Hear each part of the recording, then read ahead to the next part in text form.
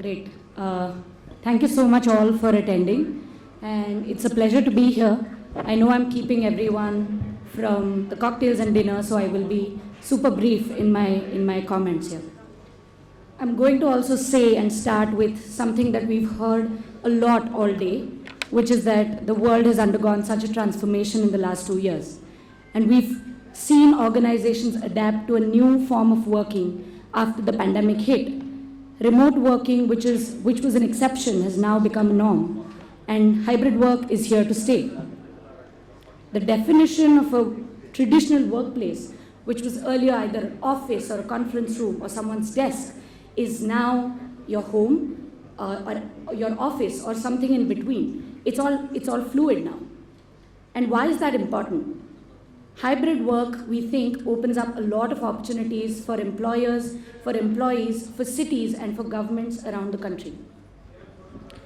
Given that these massive shifts have happened in hybrid work, there's been a lot of studies, and you might have seen almost every single day a lot of data coming in newspapers on what employee and employer preferences look like with hybrid work.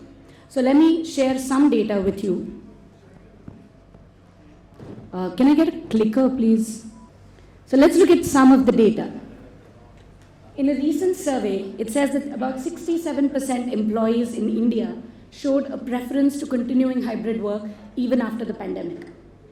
By the way, this is much higher than the global average. The global average straddles around 43 or 44%.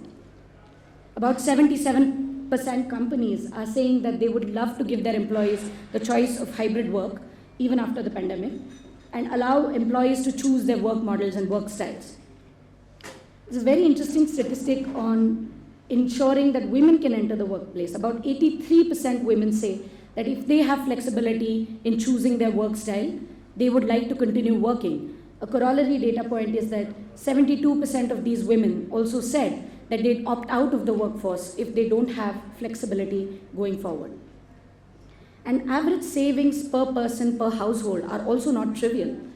We're seeing from initial data about 5,000 rupees per person per household saved because people are commuting less often, because they're using resources better, and they're working in a hybrid environment. And so hybrid working actually brings a lot of benefits to a range of stakeholders, like I said. It allows employers to optimize their costs. It allows them to decentralize their infrastructure, spread it across cities. They don't have to be in city centers anymore. They don't have to pay for expensive real estate anymore.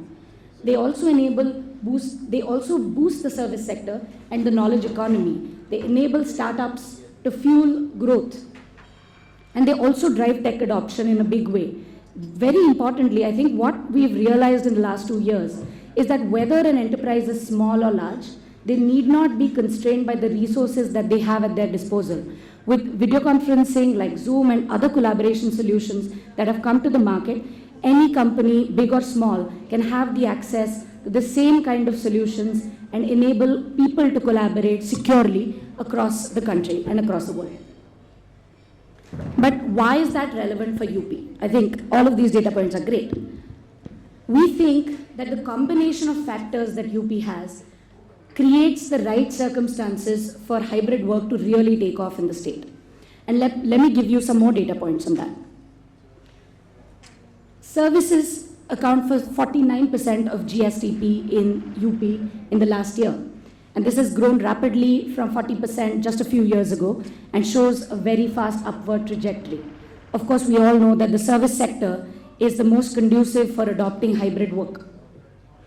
There are over 65 IT and ITES parks. And why are those important? Because they set the right physical foundation required for a remote workplace or a hybrid workplace.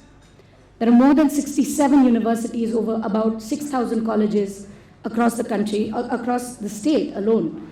And that creates a large pool of talented workforce that's going to look to start working. And if we can provide those opportunities in the state, you mean that you're bringing more money into the economy, you're boosting the economy of not just the cities in UP, but also in the tier 2 and tier 3 towns across the state.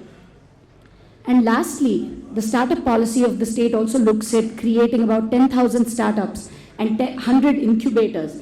And these will also drive the demand for a hybrid workplace, state-of-the-art infrastructure to enable them to grow, and also a skilled workforce. So I think as a combination of all of these factors, we think that UP is poised to be in a position to shape the future of work.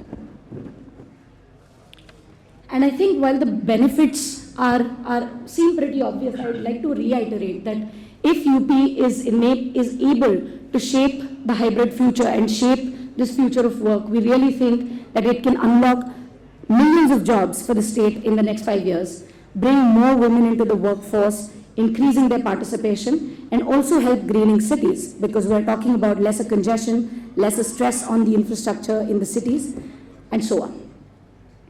The benefits that come to employers from this are also obvious. I think there's a few data points. I will not name the corporations concerned, but I read recently that a large software services company saved about 2,200 crores on travel costs of their employees, because a lot of their employees were able to do a large part of their work either through video conferencing or through a hybrid setup.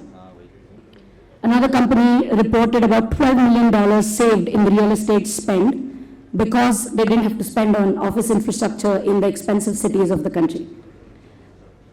So this reduced infrastructure cost and operational cost can then allow companies to spend all of these resources on employee welfare, on their growth and stimulating the economy.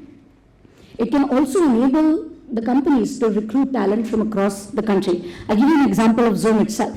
We are about 300 people strong in the country right now, and we have people still working from all the way from Jammu to Thiruvananthapuram to the Bay, and we're all working really well. We hope to continue this way at least through the end of the year. As for employees, what this does is, I'm going to put reduction in commute times top of the list, because it's a massive pain if you're in some of the big cities. I come from Mumbai, but I'm sure this is the same case for a lot of you coming from other cities in India as well. It's not obvious, it's probably obvious, but improved work-life balance and improved happiness of employees improves productivity, and therefore it contributes to companies actually doing better and employees contributing better to their workplaces. And of course, there's more job satisfaction because you're able to spend more time with your family, with your children, have a better social life perhaps because you're not spending 6 hours on the road. And of course, for the cities, we've already gone over that we're spreading opportunities in places where people always had to move out. They could never find a job there. I'll again share a personal anecdote. I grew up in a place called Lonavala. It's a very small town near Mumbai. I could never imagine doing my job from there. And 2 years into the pandemic, I'm still working and doing government affairs, sitting in Lonavala and working as effectively. So providing these opportunities to people from smaller cities is a massive, massive advantage of hybrid work that we all need to take into account. The reduced pressure on infrastructure and on cities can then lead to reducing the strain on the resources and then decentralizing that development across the state. So we really think that with the scale of infrastructure transformation that is happening in UP, it can become a state which is a leader in promoting hybrid work and shaping the future of work.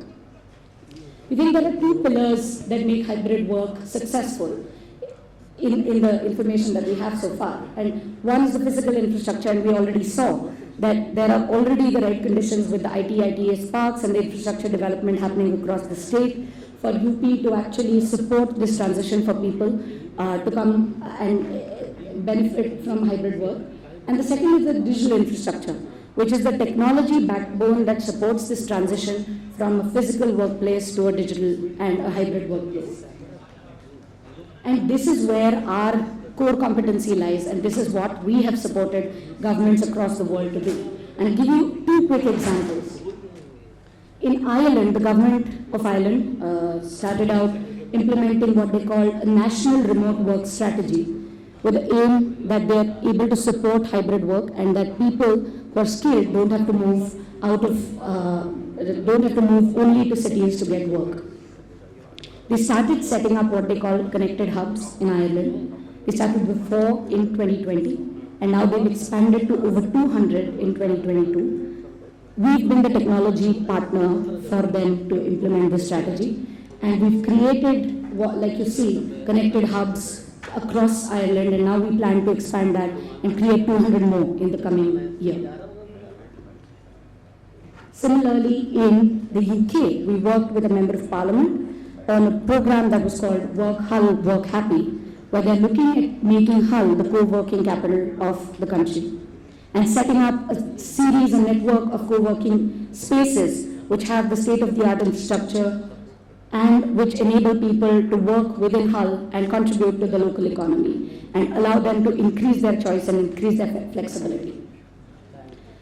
We're really excited to work with the government of Uttar Pradesh so far because they've undertaken a massive digital transformation program. We've played a very, very, very small role in that program. We've been supporting the government through capacity building programs that have been run on Zoom, through several e-governance initiatives in the last couple of years.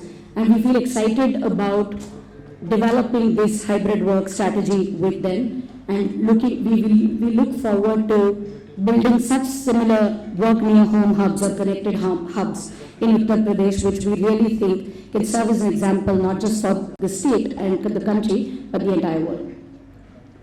And let me give you guys a little bit of background about Zoom. I think gentleman before indicated that Zoom is no longer a noun, it's a verb, but we'll tell you that we have been around for a long time, although a lot of you may know us from the pandemic. We set up the company in 2011 in the US. We're a US headquartered company. We set up our operations in India in 2019, and ever since we have grown massively, and we're over 300 employees here. Not just that, we have 2 technology centers in India as well, and we're building products there that are powering innovation around the world. We have 2 technology centers in Bangalore and Chennai. We announced one very recently, and all of the products that are coming from these technology centers are being used across the world, and we feel really, really proud about that. And while a lot of you may know Zoom for the meetings product that we have, we're so much more than that. And through a range of products that we provide, whether it's webinar or signages or kiosks or chats, we have the ability to serve a variety of use cases in government, in enterprises, and in anyone's home. And even for the hybrid workplace, for the different goals and objectives of the hybrid workplace, we've created a range of technology solutions that enable collaboration to be seamless, communication to be frictionless, enable ensuring the safety of employees, and optimize resource management across enterprises, across government. So we're really excited about what comes next as we come to the new normal of the hybrid work future, and we look forward to working with all of you and with the government of UP to make this happen. Thank you so much.